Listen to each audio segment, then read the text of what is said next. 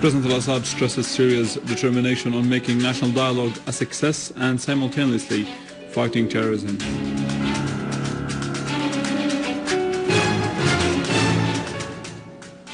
And Turkish popular circles condemn Erdogan's government's request to deploy Patriot missiles on Turkish territories.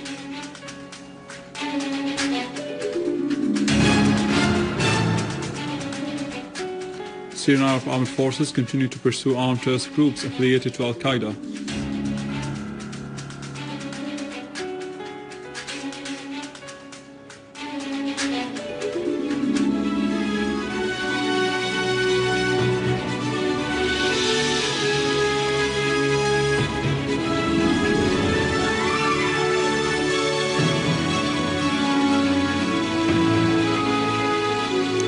Good afternoon. President Bashar Assad received yesterday Speaker of the Iranian Shura Council Ali Larijani and the accompanying delegation. Talks dealt with the situation in the region, especially the failure of the Israeli aggression on Gaza and the victory of the Palestinian resistance there, and the keenness of Syria and Iran on adhering to resistance and supporting it. President al-Assad highly appreciated Iran's keenness on helping the Syrian people and supporting political dialogue, stressing that Syria will continue work on making national dialogue a success and simultaneously fighting terrorism, which aims at destabilizing the security of the country and the whole region. Larijani hailed the steadfast stances of the Syrian leadership in confrontation of the plans being hatched against the region, stressing that Syrian people and the government play a crucial role in confronting the Zionist entity.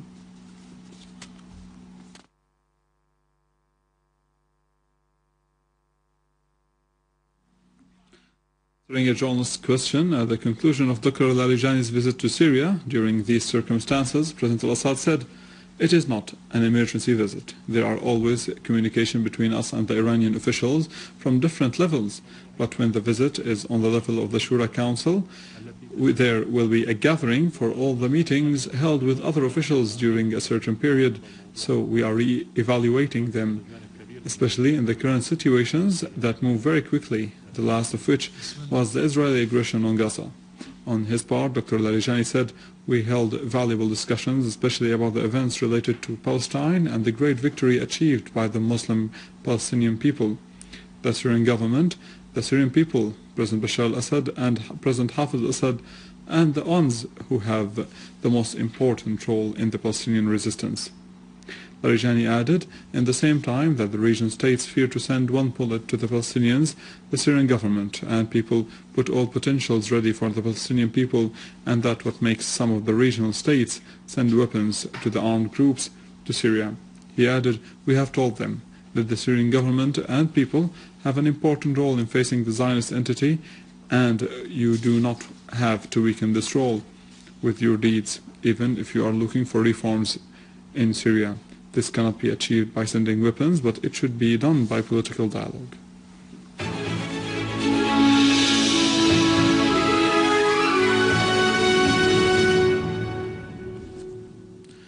Syria blamed Erdogan's government for militarizing the situation on the Syrian-Turkish borders, in addition to increasing tension and harming the interest of the two peoples, stressing Syria's condemnation for the Turkish government's new provocative step against Syria.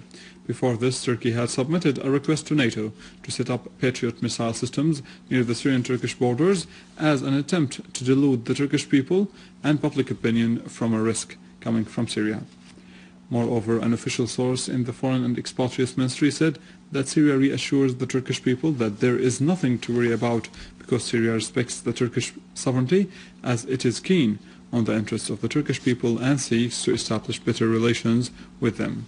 The source added that Erdogan's government alone is responsible for militarizing the border areas, escalating tension and harming the interests of the Syrian and Turkish peoples. Russian Foreign Minister Sergei Lavrov stressed to NATO Secretary General Andres Fogh Rasmussen Moscow's worries over the deployment of Patriot missile systems on the Syrian-Turkish borders. In a statement released on the ministry's website, Lavrov expressed Moscow's worries over the militarization of the area, suggesting the establishment of a direct communication channel between Damascus and Ankara. Secretary General of the Turkish Labour Party Othman Yilmaz said that deploying Patriot missiles on the Turkish territories aims at achieving the Greater Middle East project, which in turn aims at dividing the states of the region and not protecting the security of Turkey, as Erdogan's government claims. He added that continuous crisis in Syria was the result of Erdogan's export of terrorism to it, referring that Erdogan and the Turkish President Abdullah Gül's stance, which are in line with the US directives, would lead to instability on the Syrian-Turkish borders. Yilmaz affirmed that Gül and Erdogan constitute a grave threat to the security of Turkey and the region.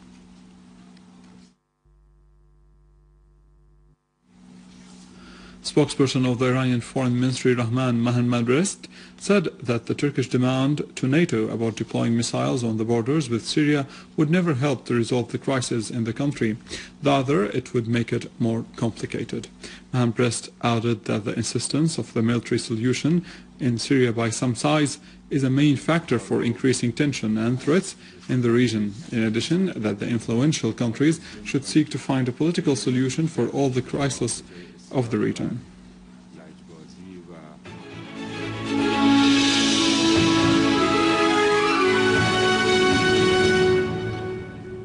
The Syrian Arab Armed Forces continue today to pursue armed terrorist groups affiliated to al-Qaeda.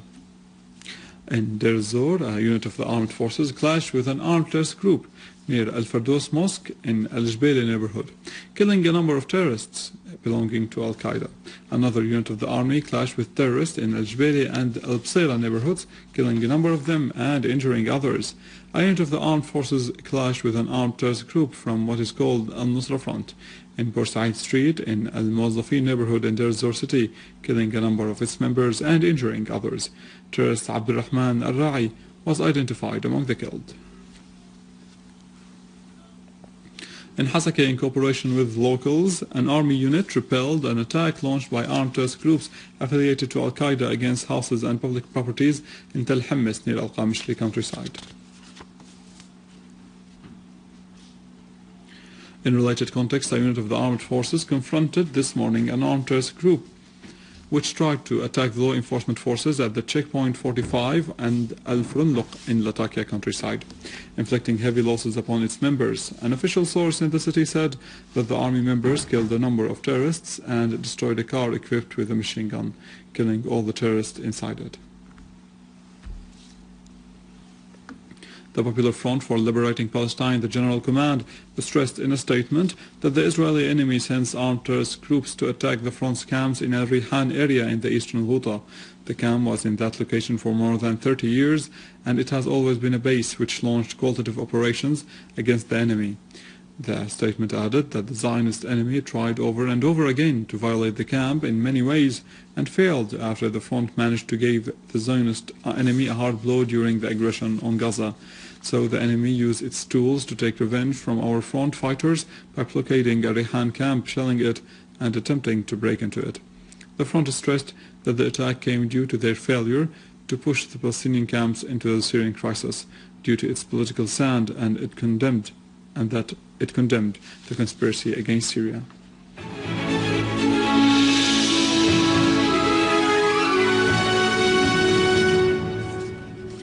Palestine's representative at the UN has submitted a complaint to the Security Council against the Israeli occupation because it has violated the ceasefire in the Gaza Strip and used excessive force against civilian Palestinians in the West Bank and occupied Jerusalem, in addition to launching a mass arrests campaign.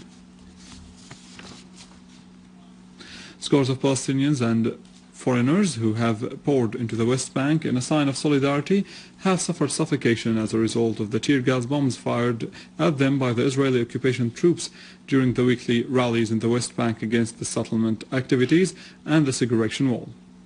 The demonstrators shouted slogans against the Israeli occupation, denouncing its criminal acts and settlement activities, and pledged to go on with their resistance. A number of the foreigners, as well as Palestinians, were arrested during the demonstrations in Nabi Saleh, Kafar Qadoum, and Al-Masarra villages.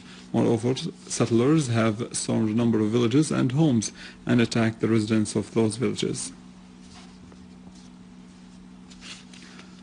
In a new step that asserts Washington's flagrant bias to Israel and in an attempt to thwart any pressure against the Israeli entity that owns nuclear weapons, the U.S.'s Foreign Secretary have said that the conference, due to be held in Helsinki early December on a nuclear-free Middle East, has been cancelled on the pretext that the current situation in the region and what it called lack of consensus among the concerned countries. Israel, the only side in the Middle East that has nuclear weapons, which threatens the whole region, rejects to sign the Non-Proliferation Treaty on nuclear weapons. With that, we reach the end of our news. Visit our website www.syriaonline.sy. Stay with us. Khaled Saqabani has the latest in economy and finance, but after the break.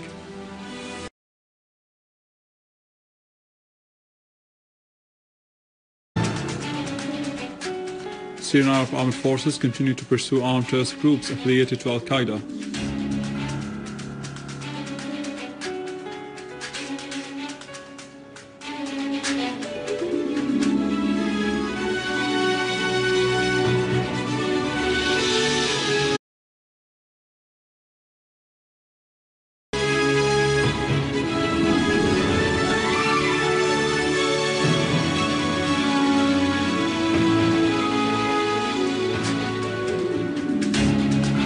President al-Assad stresses Syria's determination on making national dialogue a success.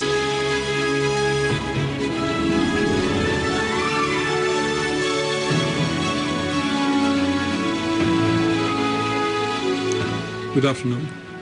President Bashar al-Assad received yesterday Speaker of the Iranian Shura Council Ali Larijani and the accompanying delegation. Talks dealt with the situation in the region, especially the failure of the Israeli aggression on Gaza and the victory of the Palestinian resistance there, and the keenness of Syria and Iran on adhering to resistance and supporting it.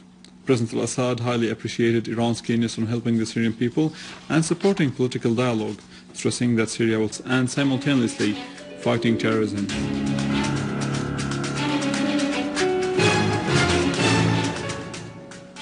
And Turkish popular circles condemn Erdogan's government's request to deploy Patriot missiles on Turkish territories.